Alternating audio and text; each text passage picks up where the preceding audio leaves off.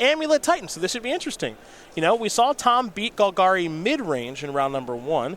We're curious about what his matchups are against the big decks, right? Is it Phoenix, Dredge, Amulet Titan? This should be a pretty good test. And my intuition here is that I would want to be on the Amulet Titan side of this. They have a lot of cards that are worth 2 cards in the Ravnica bounce lands. And in terms of just being able to accrue a critical mass of resources to be able to resolve your big spells, I think those Simic Growth Chambers and company are going to be a big part of it here for Rosum. Inquisition of Kozilek here from the boss. You see the hand here for Rosum, a Summoner's Pact, a Hornet Queen, a Forest, a Gemstone Mine, and a Sakura Tribe Scout. Amulet of Vigor already on the battlefield thanks to the basic forest that Rosum kicked things off with. Good news here for Ross with no copies of any of the 2-mana lands. At least not yet, as we head back over to Rosum. This is a deck that Smallpox is pretty good against. Yeah, see, I was surprised by that. I assumed the 2-mana lands would do a lot of lifting here for Amulet Titan. Yeah. Ways to get enough resources that, you know, just your individual cards are worth more than 1 card is a big part of it. But Rosum here without any of those lands, so could be trouble. We have Raven's Crime there from Tom Ross and a Mutavault to follow up. Now we head back over to Rosum. Rosum picked up a copy of Colony Garden, making Smallpox a little less impactful. Again, there is a Hornet Queen in Rosum's hand. He'll play the Garden, trigger the Amulet. That will untap the Garden. A plant token will be on the way. I think it might be old Jeremy Knoll. His plant token might be arriving here on camera here in a moment. It was Elliot Raff for many years here on the SCG Tour, but Commander versus Superstar Jeremy Knoll now our plant token here on the SCG Tour. We're going to head back over to the boss. Smallpox in hand. Thoughtseize will be played. It's a Hornet Queen and a Simic Growth Chamber. So now Rosum drawing very alive to anything big. Like Primeval Titan, perhaps? Oops. That is a Summoner's Pact, which is essentially a Primeval Titan, folks. There is prime time. Tribe Scout's going to tap to put a land on the battlefield here. And the 2 land drops here will allow him to essentially float 4, plus the mana that's already in play, so Rosum can cast the Primeval Titan right now. Yep. He'll put it into play with the Sakura Tribe Scout. It'll untap with the Amulet, and then Rosum says, I'll actually pick up the Simic Growth Chamber, play that as my land for the turn. It'll enter untapped again, play that, get my 2 mana, pick up a Forest for the Simic Growth Chamber, second requirement, and now it's a Boros Garrison. Yeah. And a Slayer Stronghold. Boros Garrison will trigger. You got to pick up a land, pick up the Colony Garden. Primeval Titan will have haste. It's an 8/6. Trigger. Get a couple more lands. And I can't imagine Tom coming back from this, unfortunately for him. That's the thing. Like, once Rosum starts doing his thing here, Tom's cards just, they don't work. There's no recourse. Yeah, he started doing his thing, and Tom's cards do not work. Jonathan Rosum, with a timely top deck there of Summoner's Pact for a Primeval Titan, going to get the job done there over Tom Ross. Amulet Titan very quickly up a game here over 8-rack. Brian Gottlieb of the Game Podcast, and among many others that are very passionate about Amulet Titan here on the SCG Tour, feel like it's the best deck, and right now it looked pretty darn good there against Tom Ross as we go to the sideboards, and we'll see that Ross does have 15 cards that could help him. 1 Fatal Push, 1 Leyline of the Void, a Knight of Souls Betrayal, a Shadow of Doubts, a Surgical Extraction, a Wrench Mind. We've got 2 copies of Collective Brutality and 2 Nihil Spellbombs, another copy of Ensnaring Bridge to go along with the one in the main, Damnation Asylum Visitor, pardon me, Dark Confidant, and Death Shadow. You're an 8-rack expert. What do you like here? I like the Dark Confidant, the Asylum Visitor, the Wrench Mine, the Shadow of Doubt, the Surgical Extraction, if Ross has enough removal to get to Primeval Titan. I suppose discard can get it done too.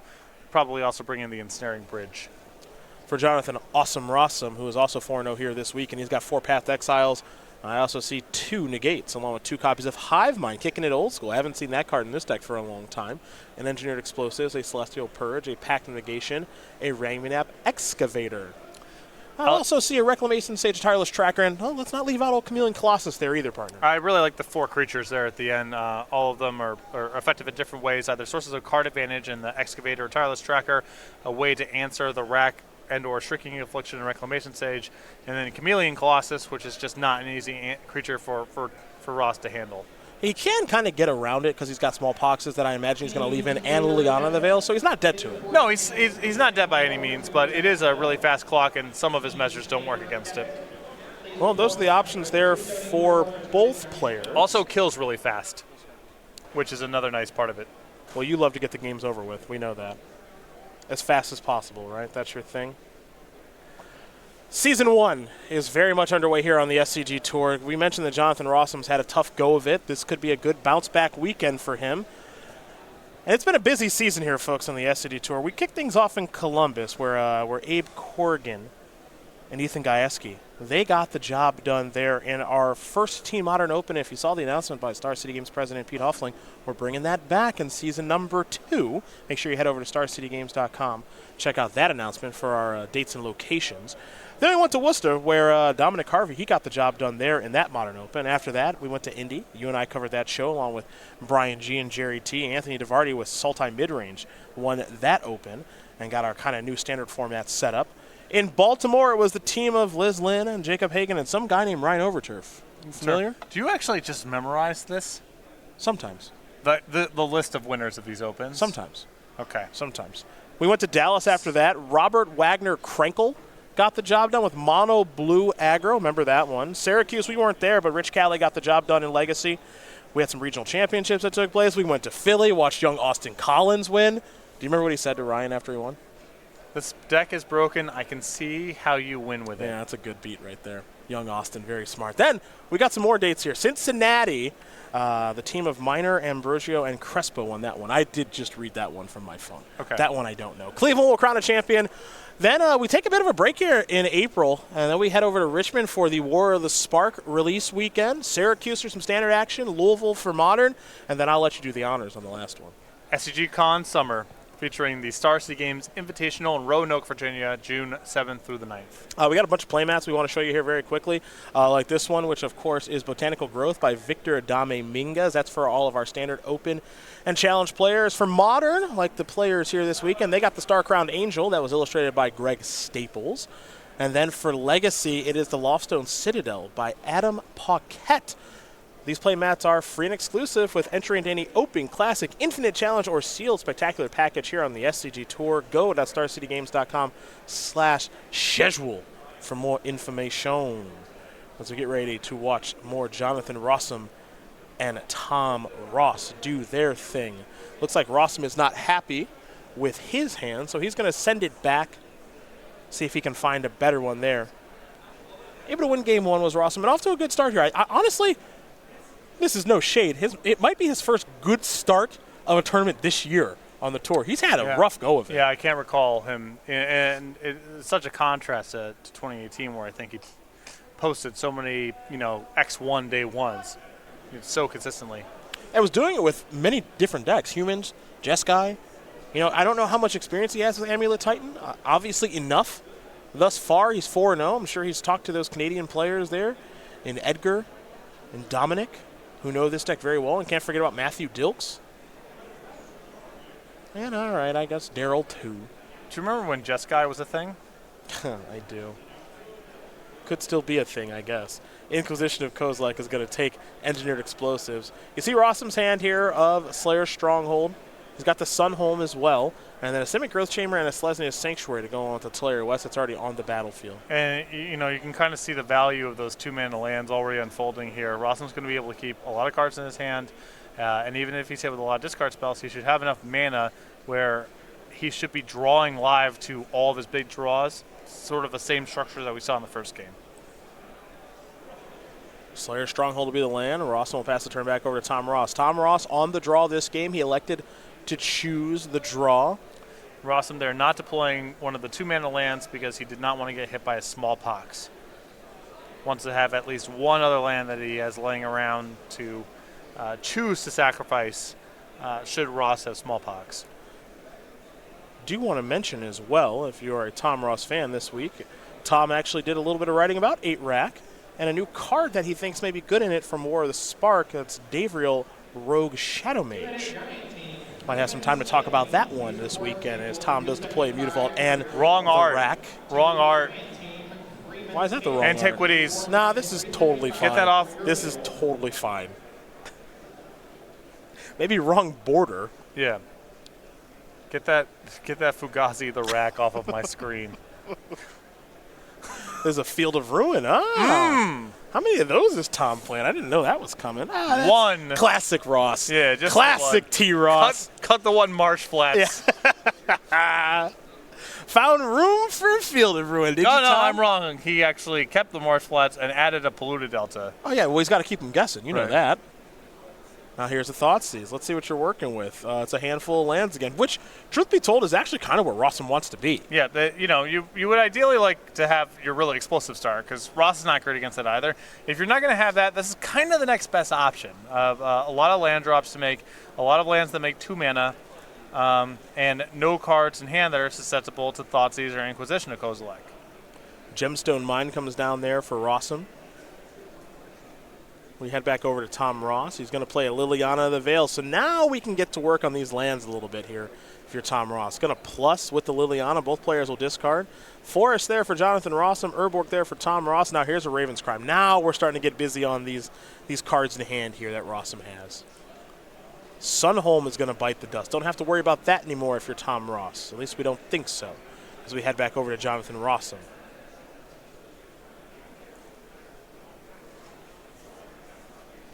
For Rossum, you got to remember, it's a long year. We're only in April. He can still very much qualify for the Players' Championship. There's always Season 2.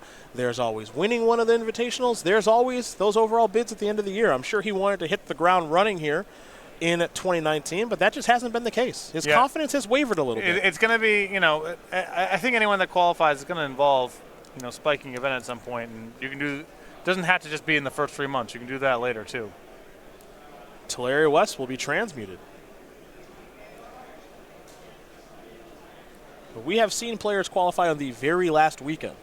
Think of Caleb Sherry, who had to win the Invitational to qualify many years ago. Beat Vidianto Wajaya in the final. So it can happen.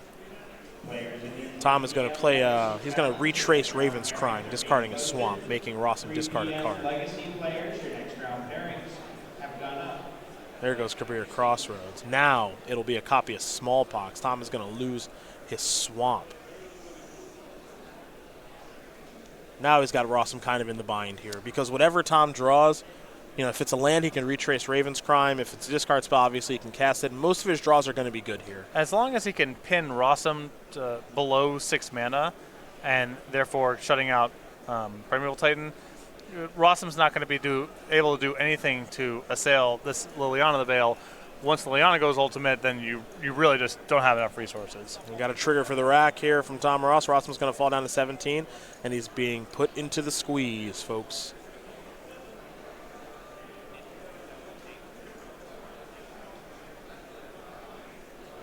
And one thing that Tom is going to get to take advantage of all weekend long, as we mentioned in the first round, is players being unfamiliar playing against him. You talked about in that first match that we watched when Tom played against Calgary midrange, perhaps Tom's opponent should have drawn in Game 3.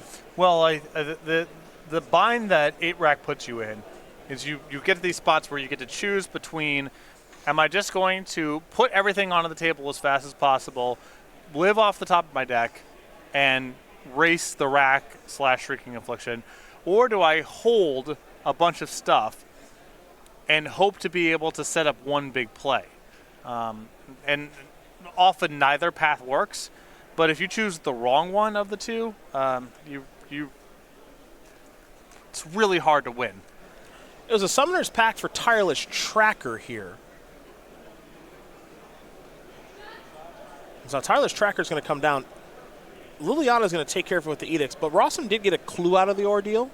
Now, don't forget that Rossum has to pay for the pact or he loses the game. He's not going to forget that. He's a very smart Magic player after all. And Mutavault got in there for a few points of damage. Now we head back over to Tom. Tom will play the basic Swamp. Now he's going to plus Liliana. There goes, I believe, a Coalition Relic.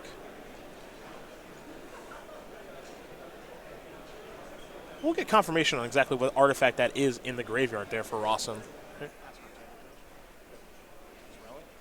All right, it is a relic. Must be different artwork. There's an amulet.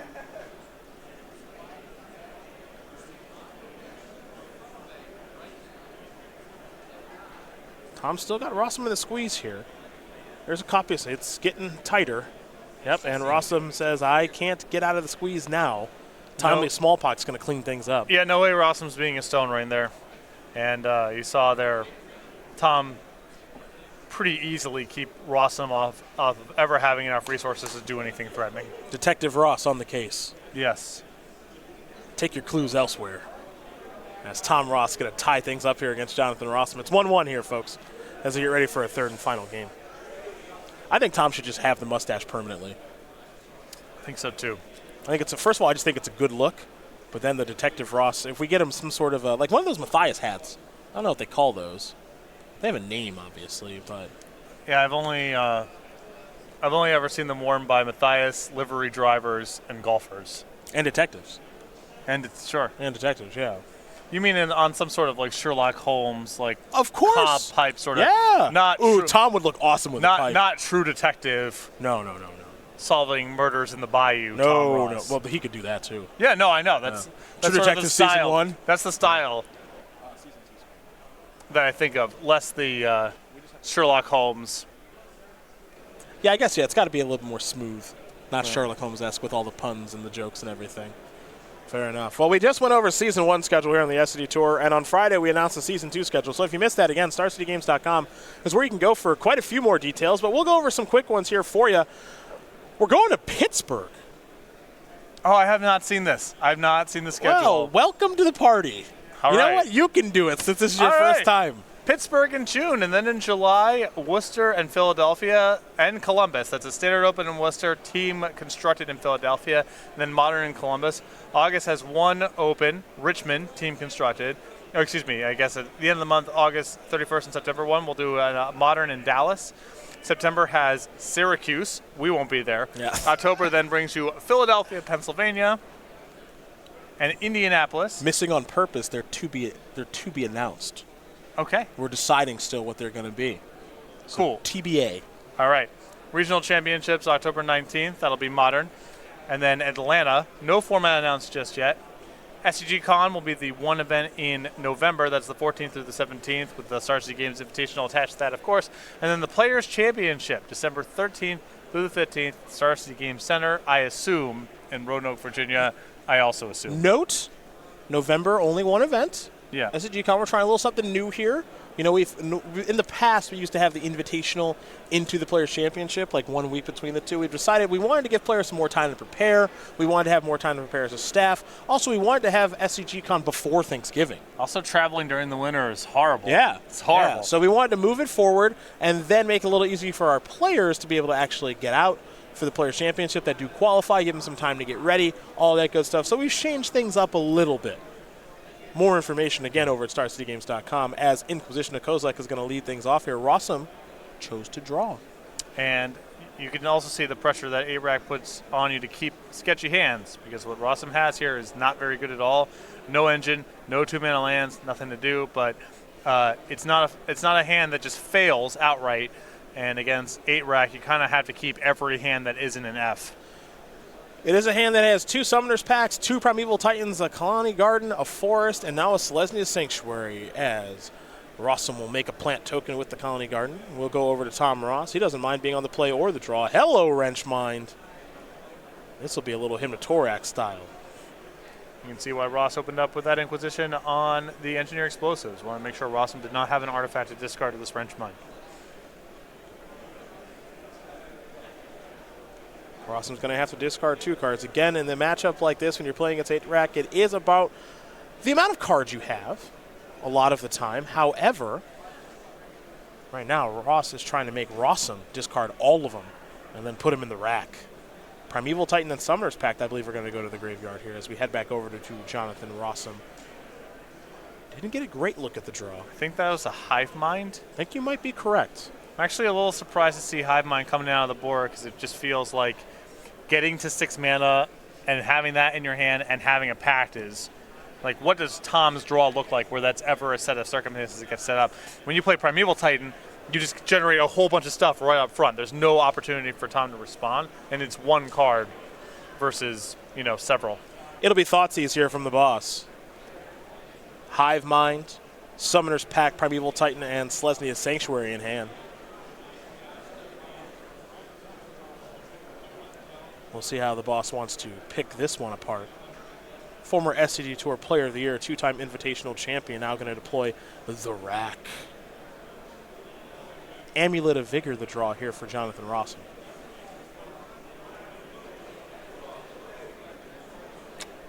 That's a pretty big spike here, potentially. Pair with the Selesnya Sanctuary. You don't want to put out your pieces. You don't want to put things out piecemeal and have them get picked apart by Tom's way to interact with permanents, but you also can't really sandbag it because Ross has so much discard. All right, here comes Selesnya Sanctuary picking up Colony Garden. Pass the turn back, going to sandbag the Amulet. Now the big question here is Rosum trying to set up Summoner's Pact for Chameleon Colossus? Or Tireless Tracker. Exactly. Tireless Tracker, if you get at least one clue out of it, you kind of gotten your money back, and that can help you sort of pull enough material forward to get to 6 mana and cast Primeval Titan. It'll be Shrieking Affliction now here for Tom Ross. Now, do keep in mind, Tom Ross does have a copy of Smallpox in hand that he has not cast yet. Well, Ross is missing land drops. He needs to cast Liliana of the Veil, so he can't afford to set himself back. And Rosum has never left himself in the position where he has one land, which is a Selesnya Sanctuary or something analogous to that. So there really hasn't been a good window to cast a Smallpox yet. Well, it looks like it might be a good window to play Engineered Explosives, folks. So I think Rosum found another one, and he has. So he will play EE for 1, and that can blow up all the fun that Tom Ross is having as we head back over to the boss. The boss will pass the turn back. Rossum's going to blow up the artifact and enchantment. So Engineered Explosives looking pretty darn good as we head back over to Awesome Rosum.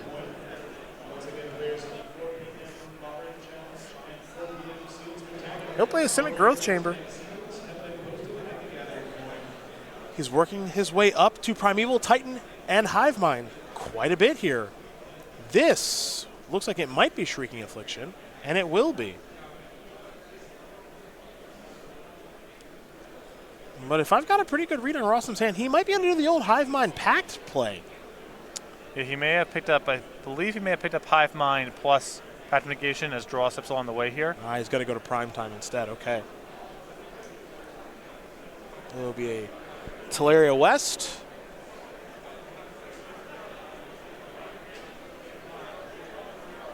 And a Teleria West.